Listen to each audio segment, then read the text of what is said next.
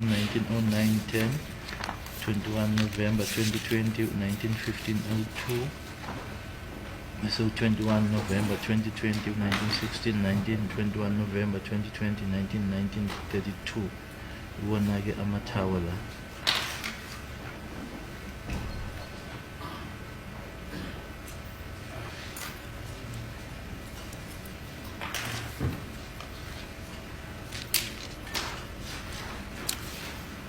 Do you have any comments, Mr. Ntanzi? Khona ungakusho? Mina i-comment yami one phambi kwekhoti into engayiphendula ukuthi mina ngangingena phone. I only have one comment before the court is that I had no phone. Eyesibili futhi ukuthi ya ngiyabona uyafunda mshisi kodwa ngifuna ukwazi lokho waneni 2014 or 2020 or 2021 ngifuna ukuzwa lapho. I can see that you are reading, but all I would like to know is when was this? 2014, 2015, 2020? That's what I would like to hear. Ngoba lapha ecourt mina ngitshela ngecala ka 2014. Because here in court, I was told about a matter of 2014.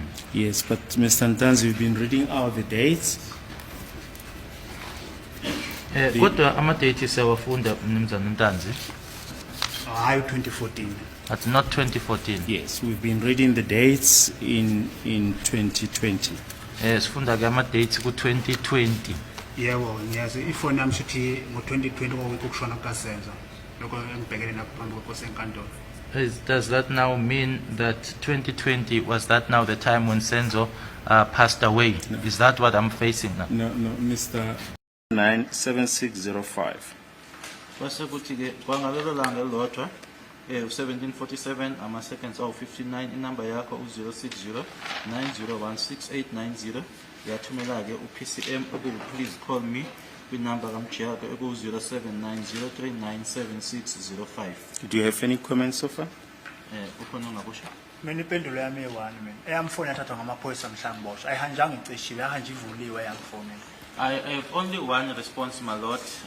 My phone was confiscated by the police upon my arrest, and when they took my phone, it was not switched off. Okwesibili umshushisi nalapha phambi kwekatolo ukube lo muntu lo okhuluma ngawo umji yakho wayefuna ukuxhumana nami lo wayefuna ukukhuluma nami ngangeke ngize ngimcall back phela nabe ngisebenza ngisuma ehlalela.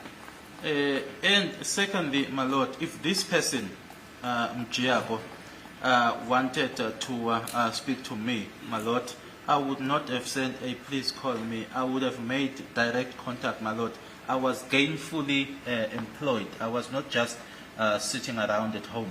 Ukube ifoni yayikimi ngizoyithenga i-airtime ngebank mina ngifonela umuntu engisuke ngifuna ukufonela. Ukube ifoni yayikimi ngangena phone. If I had the phone, I would have bought airtime through the bank and made contact with the person that I wanted to speak to. I did not have a phone. Ingakho nazo bengicelele phambi kwekatolo ukuthi ngangingcoba ifoni yami yangitshela ukuthi yayenzwana ngazi ngabe sikhuluma kangcono manje ulahlekisa ikatolo. Hence yesterday I made a request that you tell me as to what was being done to my phone, then would have engaged. Hey, shut up. We are back with another video. The page, it is South African Lead News. Yeah, uBonga Ntanzi uqhubekile to mop the floor ngobaloyi. The main issue Ntanzi is that his cell phone was taken away when he was arrested on the 16th of June 2020. And Advocate Baloyi cannot prove otherwise because he knows ukuthi whenever you are being arrested, the first thing that's amaphoyisa athatha yini cell phone and a gun or a knife if you have it. But in the case of Ntanzi, they only found a cell phone. So now ukuthi amaphoyisa angamiya kanjani umsoldier angene ejele ne cell phone. So clearly the state is lying here ukuthi uNtanzi wayenefoni at the time esejele. And when you look at the section 204 kaNtanzi la issue khona ukuthi ama-calls akhe or whatever were made, cell phone it's pinging in areas that are different. At some point it pinged around TUT and in some church and then some few other places, but we were told that Ntanzi was in prison. So now if he's in prison, the phone should not be moving around go TUT and some churches because he is in one place. So clearly Lana Estate is lying to us. They had the phone Gabo and Tans. They had the phone Gabo and Tans all this time. So they are the ones that were making those calls, buying airtime and whatever. And Tanzi alleged that it could have been Uma Bena because he is the one that had it when he appeared, I think, in Boxback for the first appearance. And when he was arrested, he said his cell phone was taken, but it was not switched off. So the police were constantly charging his phone so that they implicate him. And then Untanz, on the clip that I just played you, he asked a very good question. He's saying, you are asking me about the cell phone records of 2018, 2019, 2020. But when was Senzo Meyiwa unalived? That was a very good question because Senzo was shot and unalived in 2014. So now this thing you analyze the information 2017, 18, 19, 20 does not help us to solve the killing of Senzo Meyiwa in reality. I see now. So Ubalo is trying to prove what Ntanzi is lying so that he makes this case all about credibility. So he just want to show that Ntanzi is a liar, but it does not show us ukuthi ubani that shot and killed Senzo Meyiwa, because that is what we really want in the end. Ukuthi ubani wadubula uSenzo Meyiwa. So now ukuthi balaqhubeka afunda information ka 2017, 18, it does not take this case any much further. So he's trying to say Ntanzi unamanga, but ultimately the court has to hear from the state the facts surrounding the killing of Senzo Meyiwa. So the state has got a duty to prove beyond reasonable doubt that Ntanzi was the one of the few men that unalived Senzo Meyiwa. But now if you go into 2017, 18, 19, 2020, you are not proving a case. You are just proving that maybe there's some inconsistencies in the story of Ntanzi, but that's not important because an accused does not have a duty to prove his innocence, but he has to just create doubts in the state case. And I believe Ntanzi has done so because those telephone records about Lechala. Firstly, one number Ntanzi that they were probing, it's not even record, so we are not even sure what it belongs to Ubo Ntanzi. Secondly, now let's move away from the phone calls and so on and go to the actual crime scene where Senzo was shot. Uba lawyers failed to put Ubo Ntanzi there at the crime scene because the DNA said all 5 men were excluded from sample taken from the house. So that is one important thing. And the worst part is that we're told that Ntanzi and Gadla are the one that entered the house. However, none of the witnesses from the house were able to identify Ubo Ntanzi or Gadla Mncube. That is very interesting because those are the eyewitnesses that saw the crime occurring, yet they could not identify Ubo Ntanzi. Those that were in the house, we remember, Kelly Khumalo, Uzandi Khumalo, Ma Kelly Khumalo, Ulonge Thwala, Umthokozisi, and Tumelo Madlala, angizibala-ke iy'ngane ey'ncane, but none of them were able to identify Ntanzi and God and say, my lord, these were the ones that entered the house. I'm not talking about the dog identification, I'm talking about before they appeared in court. Remember that there was a sketch that was done, and then there was a parade, but none of them were able to say this is Ntanzi and this is God, the guy that entered the house. They only said that when they were in court because they already knew about the case, they already read about it, so it was easy for them to say this is the one that entered the house because they had seen on the news. But before that, none of them were able to identify Ntanzi and Gadla Mncube. The only one that identified the 2 intruders, allegedly, it's the late Thabang Makeleni. Remember, Makeleni, it is alleged that he was sitting outside the house. I think it was about 800 meters away from the crime scene. He said he saw 2 men running out of the house, and he said he saw special features like a gold tooth and an O-shaped beard. However, That was in October, and we know that in October it's quite dark after 7:30. So I do not believe Lento Gataba Makeleni because he's even dead. He's not here in court to confirm whether or not he's the one that deposed that statement. So the state is being disingenuous here to present his statement because we know that a dead man can't speak, so the defense can no longer question him and cross-examine him around his statement. But Makaleni is the only one that identified the two intruders that entered the house. But to me, it is shocking that umuntu that is far away from the house can be able to identify those intruders from the dark. But the people that were in the house, like approximately 50 meters away from him, they can't identify him. So you're born with the state is lying through its teeth. So Ubantans will continue to expose Ubaloy because the state here has got no case here. Just reading out information at 2017, I think the state is trying to make this case all about credibility, but the state has failed to prove real facts. Ntanzi was there on the day. They can say it's Ntanzi's number, but Ntanzi has stated that I did not have the phone in my possession. So the person that was making those phone calls, it's either the police or someone else. But what Ntanzi needs to do now is to call his then girlfriend, his then girlfriend, I think her name is Lebo, to just come and confirm who was she speaking to on the phone. Was it Ntanzi or someone that she doesn't know? That's it. I think if Lebo comes to court and say, my lord, when I received the phone call, I did not speak to Bongani. It was someone else that was on the other side of the line. That is it. But the main thing is that Ntanzi maintains that they took the phone when they arrested me on the 16th of June 2020, which means anything that happened to that phone afterwards, I am not responsible because it was not in my possession. And umbuzo uNtanzi uthe, okay, uma uboshwa awayithathe namaphoyisa ifoni, abazongiya kanjani? Ngiye enkantolo, ngiye esitokisini, ngiphethe ifoni. And you could see the pictures when Ntanzi was in court. There was no phone in his pockets or wherever. So where was the phone? Clearly the police were having his phone all this time around.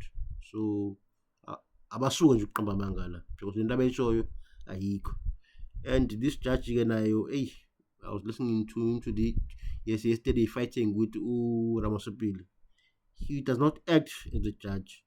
As a judge, you need to become and not be emotional. Whenever the defense attorneys or lawyers stand up, you can see the frustration in the eyes of the judge. That tells me one thing, good, okay, he has already made up his mind about the guilty verdict. So the best thing that the defense will do is to appeal the decision, because from where I'm sitting, he has found them guilty. And you can see the outburst whenever someone is speaking. They like to mention, oh, Jesus Christ or Mandela to be resurrected and so on, which are things that are not part of this case.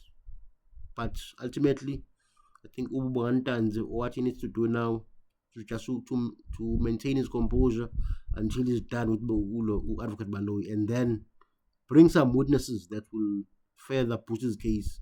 As I've said earlier, I want to Azame to bring Ulebo because that was his girlfriend that was allegedly making phone calls to when he was in prison. Lebo can debunk all those lies by the state and so on. Then the other witness that Ntanzi needs to bring to court, someone that is going to confirm where was he on the 26th of October 2014. Someone from his family, friends, or whoever. That will help just to debunk all these lies by the state. And then one of Makubo, he can be called by any other accused. It could be Umapisa or Uganda, but Ntanzi can do it himself because they are all being charged in common purpose. So if Ntanzi can call one of Makubo to come and explain, okay, why is he saying that these guys before court are innocent, then it will boost Ntanzi, because Makubo is a policeman. So Umakubo said that I opened docket 275 because I believe that the people in the house were all lying. So Umakubo, as a police officer, he'll have to come to court and expose Brigadier Gininda, because we know for the fact that Umakubo is the police officer that opened a case against Brigadier Gininda for defeating the ends of justice. Remember that a statement in the docket was missing for about 4 years. The statement by Umlungsi, which Hlope said Tumelo Madlala phoned him after Senzo was shot and told him that Senzo was shot ngephutha edutshula ulongo thwala. That statement apparently went missing for about 4 years, and Umakubo opened a case saying that Gininda had allegedly stolen it from the docket. So Umakubo can come to court and just tell the court all those facts, and then that will help to create reasonable doubt. The courts can see that Brigadier Gininda was conducting this investigation in a very shady way, in a very dodgy way. So Umakubo, I think he has to come to be a defense witness at some point. I think Tanzo or whoever must call him so that they can boost their case, as well as just Utelis.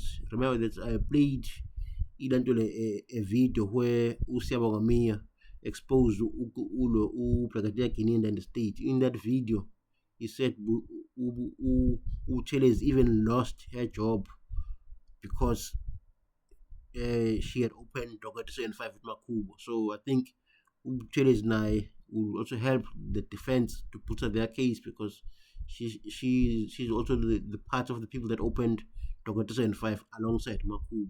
So those two police officers, they need to come in defense of the accused. I'm sure they know where to find them because they are within the SAPS. Even though Umakubo has resigned, but they know Ugutugupi because he's around. They called him during the trial, within the trial. So they need those two in order to create more reasonable doubt. But Ntanzi must make sure that he calls Ulebo, he calls someone to prove his alibi, to say, okay, my lord, Tanzi, I saw Ntanzi, he was in Mahlabatini or in Rustenburg or on this date, and so on and so on. That will be very important because Ubaloy is trying to make this case all about credibility. That's why he's reading out our telephone records got 2017-18 where Susenzo had already died there. We need information that occurred or that relates to 2014, because that's the year that Senzo passed on, not Lento Baloyi. But we shall see what unions are alive. But in the end, Bwantanzi must maintain his composure and deal with this crooked state prosecutors and all these rogue elements that are in this case. It is very important that he maintain his composure, because he cannot get angry over this Vaseline and this past judge. But in the end, I think he will succeed because the truth shall set you free. And we can hear from Tanzi's voice that Utiena, he was not there at the crime scene. He's innocent. He was not there at the crime scene. And those confessions that were allegedly made by him were coerced because he was tortured and choked with that plastic from True Words and so on. So we need to hear more from Untanzi just to make sure that his case is clear and unambiguous.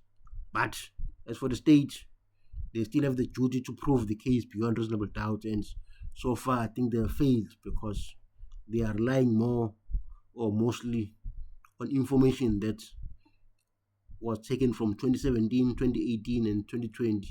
We need Intoka 2014 because that is the year that Senzo was unalived. But ngisho noma inkosi enkade tokwami signature la okwami ngiqane ngeforce bengiforce ukuthi angisayine la kube mina ngangiforce inkosi enkade namanje ngiyasho phambi kwawo ngandele ngisayine lento. And my lord, all that happened from me, it's for me to sign. If I was not forced to sign, I was not going to sign, my lord. Seeking the truth, what else was done to you? Uthe ufakwe uplastiki wachupiwa yini enye into ebakwenze yona? Inkosi enkade la ngathi mangifaka uplastic la bengibambe ngapha ngizama ukuphunyuka ngede bayangibamba straight bangipressa so. My lord, as they have put a plastic on me and they have grabbed me with my hands. I was trying to get off the grip. Ingakho mina ngiqale mangingena lapha eboxing ngitshela inkosi enkantolo lento eyenzeka kimi angimfisele omunye umuntu ihlungu manje enhlizweni yami. And my Lord, that is why even when I started testifying, I said, what happened to me, I would not wish that it happened to anyone. That thing is painful. And that is why I even uttered the words that may God bless them.